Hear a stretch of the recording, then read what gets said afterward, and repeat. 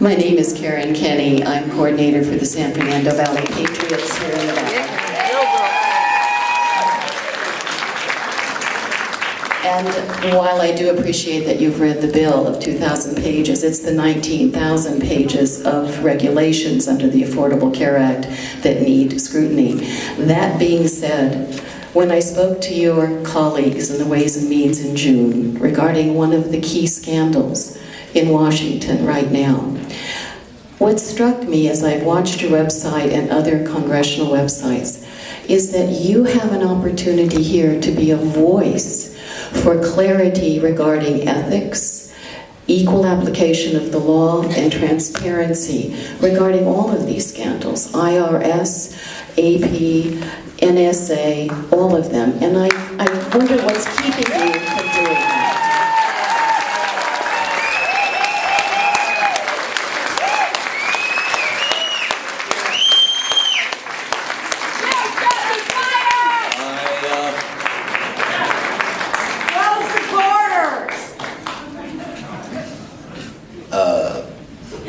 I thank you for thinking that I can play that big national role. I try to speak out on the right side.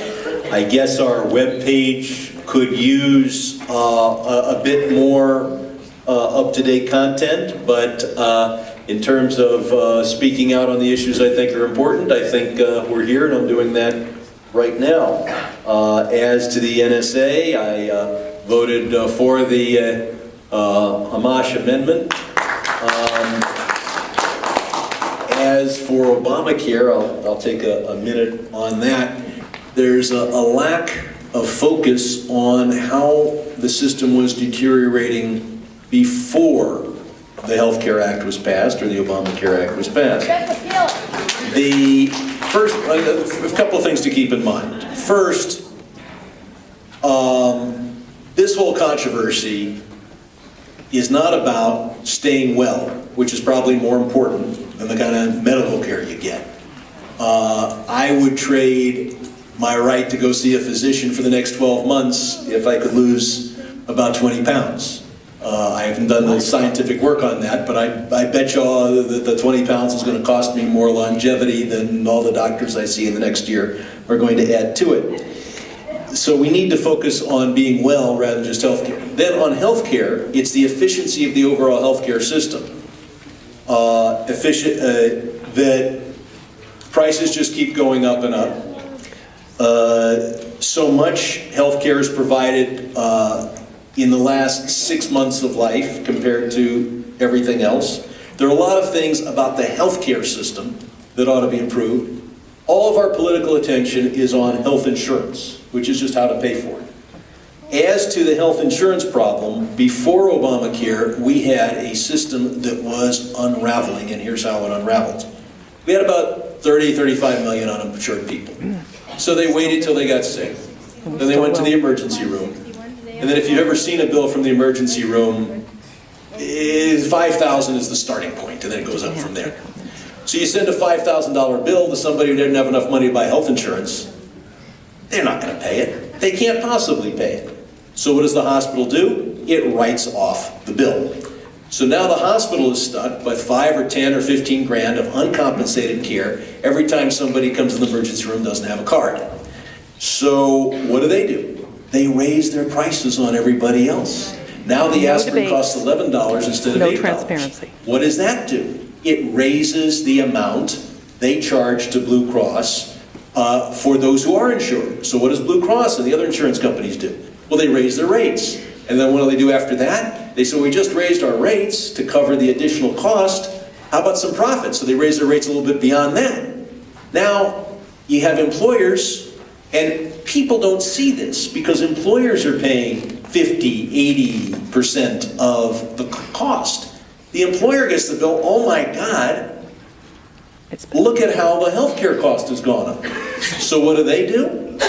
Well, many of them pay it. But a few of them say, okay, we're just not going to provide health cover. And so now you have 37 million people unemployed, or uncovered. Those people go to the emergency room. They get the uninsured coverage. The hospital has more people providing thousands of dollars of care for which they're not paid. They raised the price of the aspirin to $17 per aspirin. Blue Cross and other insurance companies raised their rates, and then they raised them again. More companies drop. That cycle was in full swing in 2008 and 2009. And had we simply kept what we had, we could not have kept what we had. Televised debates. That system was unraveling. The only way we're going to be able to provide health care for every American who has the right to show up at an emergency room And more. is to make sure that everybody has coverage.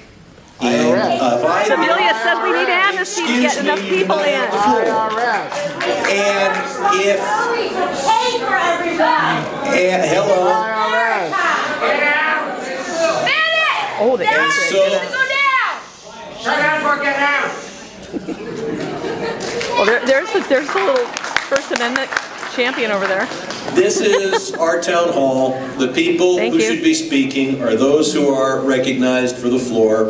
If somebody wants to speak at great length, they should book their own town hall. And I'll do what I can We with do El every Camino time. Charter High School to give anyone else here their own forum.